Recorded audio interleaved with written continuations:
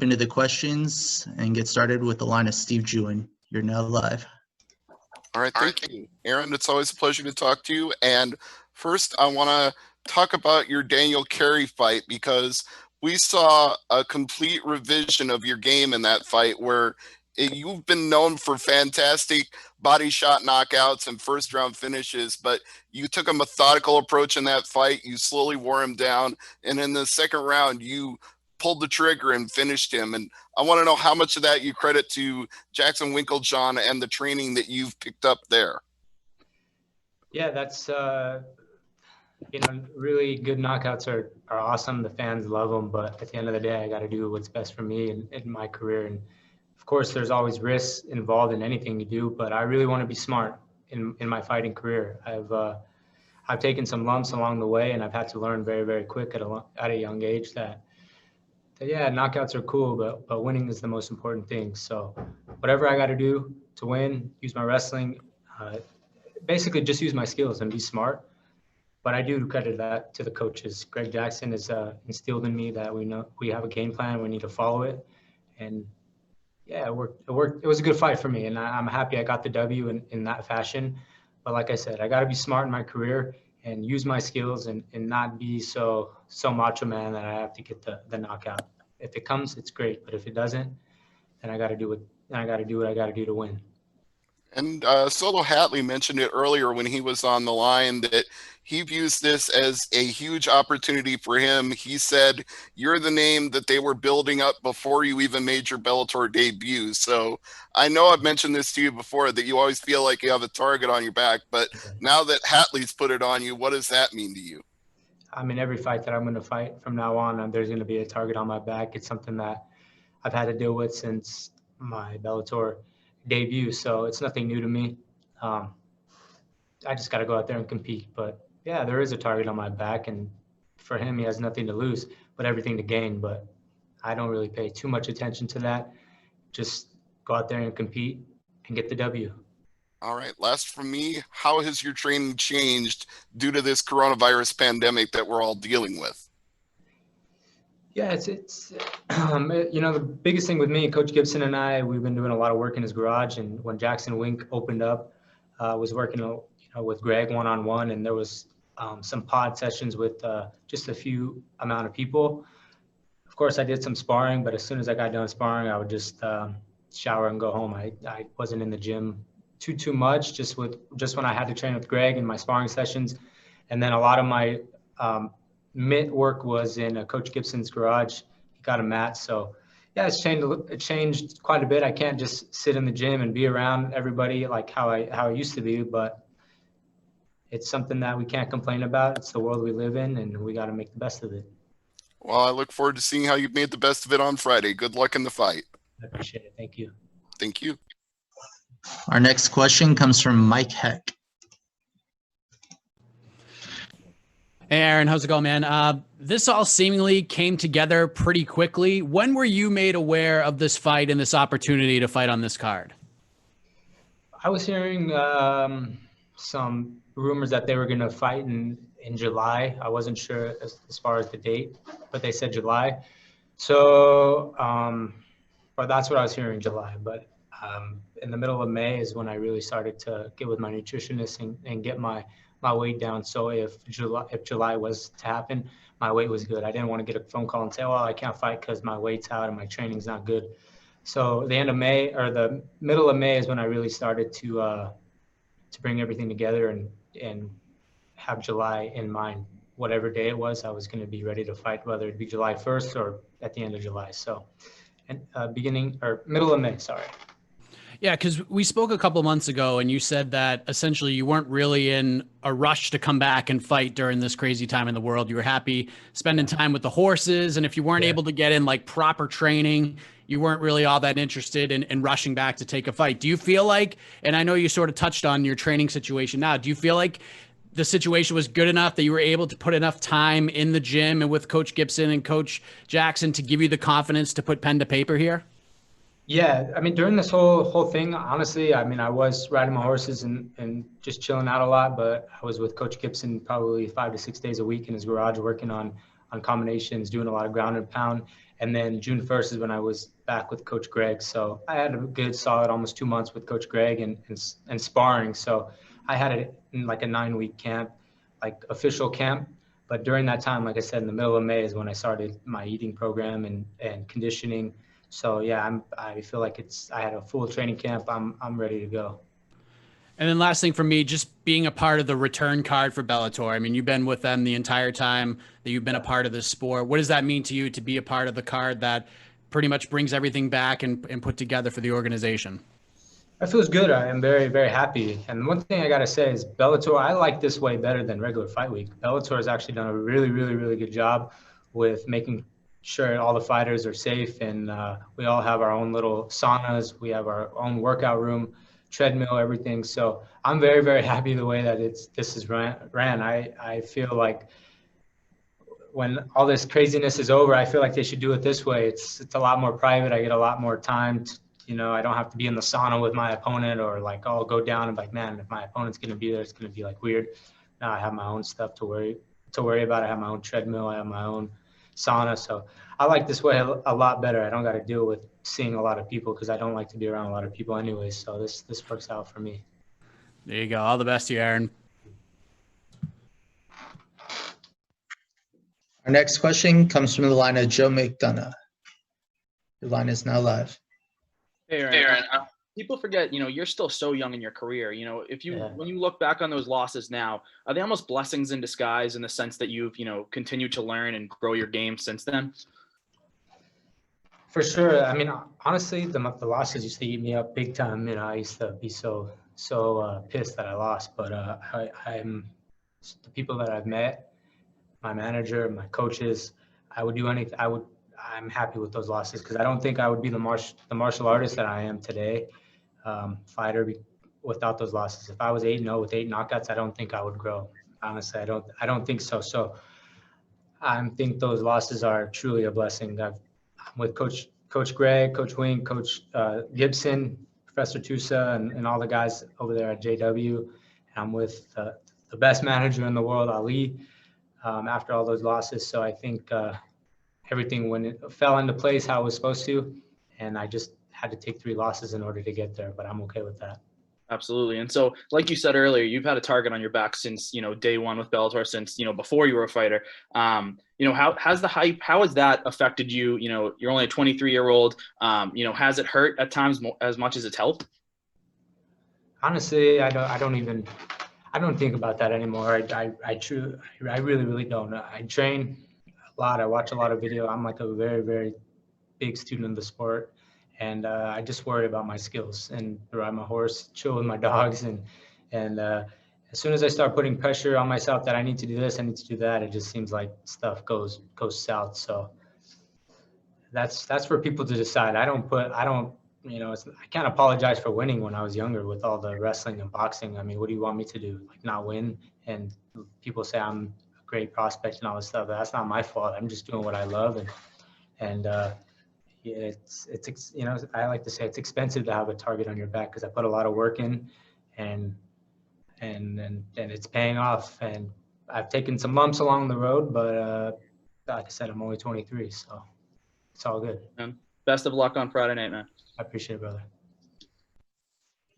Our next question comes from the line of Jordan Ellis. Your line is now live.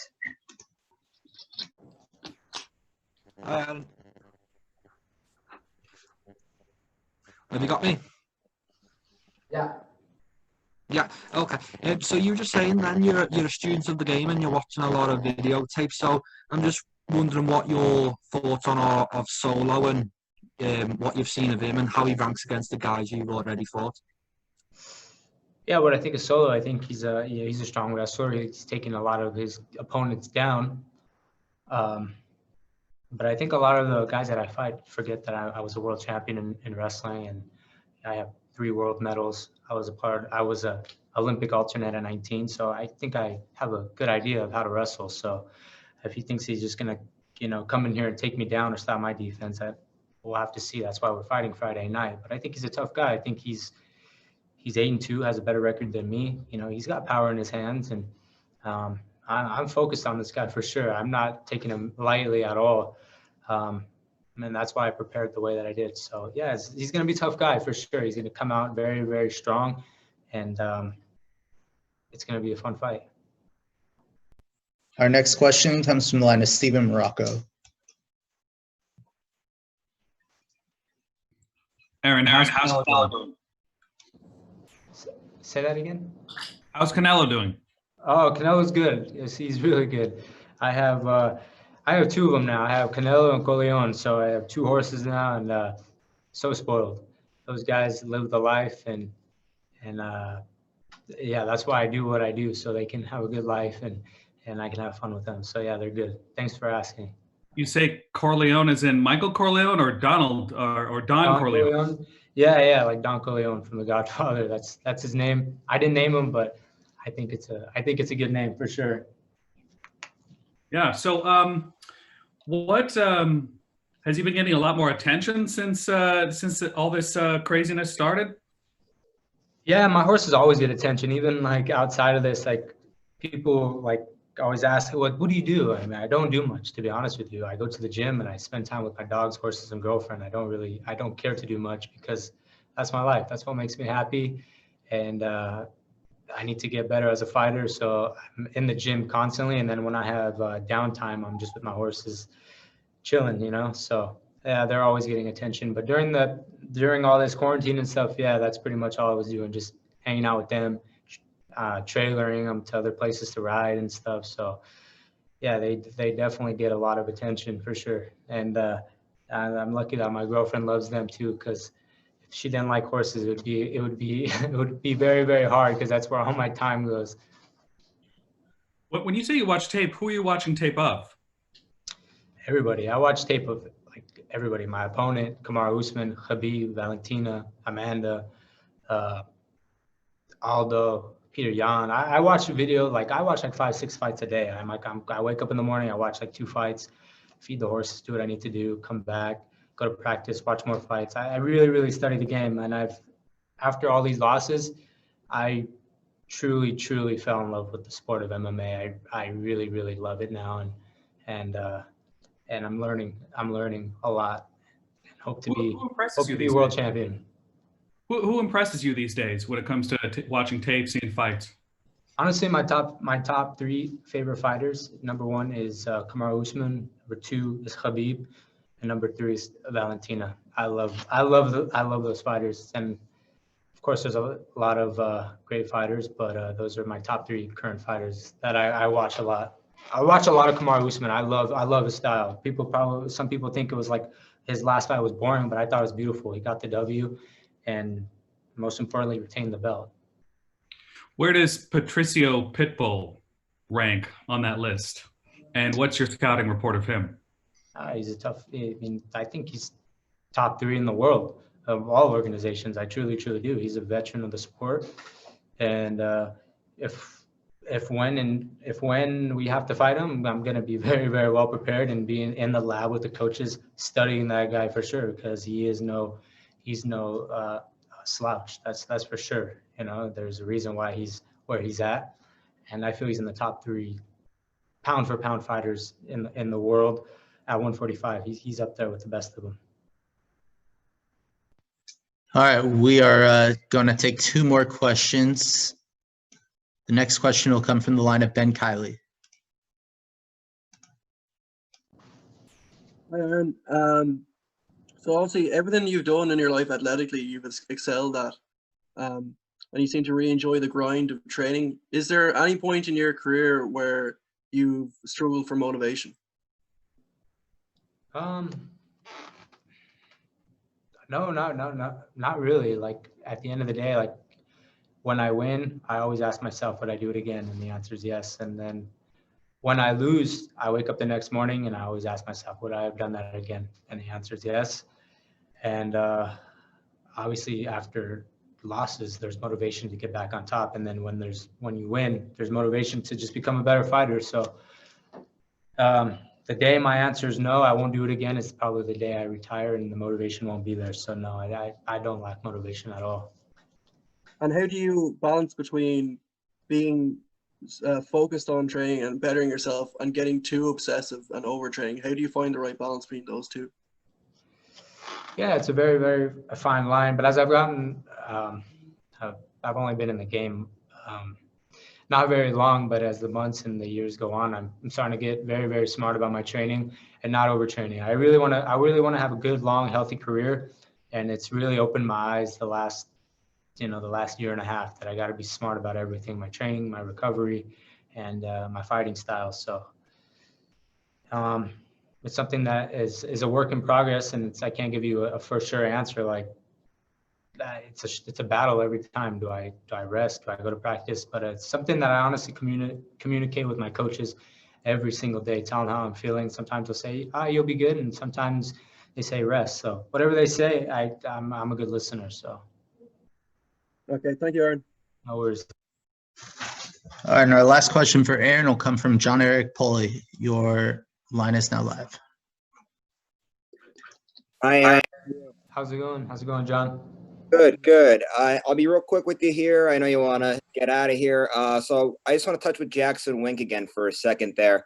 I know you haven't been there for your whole entire fight career, but you've been there for a little while now. So over this time that you've been with Jackson Wink, just how much have you evolved as a fighter since moving to that camp? For me, I feel like I've evolved a lot, and I'm still growing. I really, really love the coaches there. Greg has done a good job with breaking down positions for me. Coach Gibson has worked on my striking, my MMA striking, and as well as Coach Wink. And I've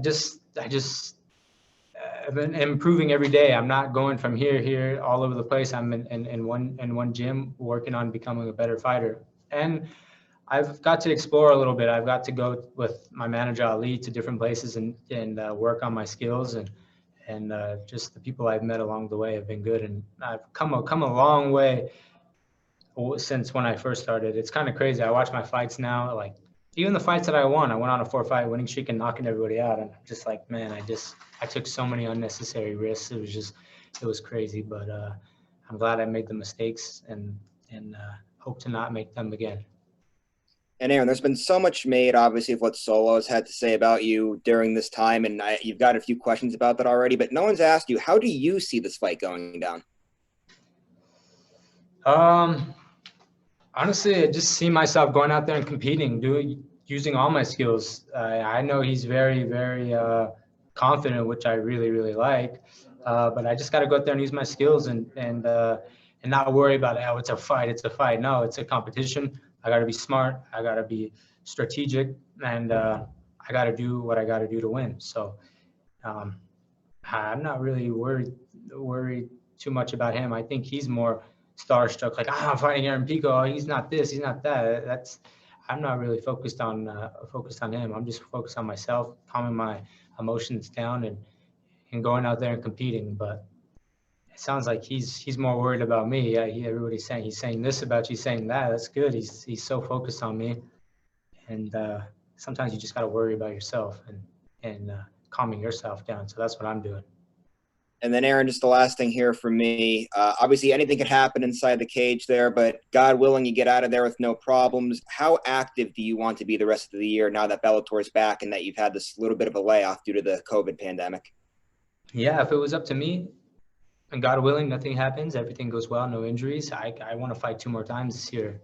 That would be a dream. So, but by the way it's looking with Bellator, how they're running everything, I think we can be on track.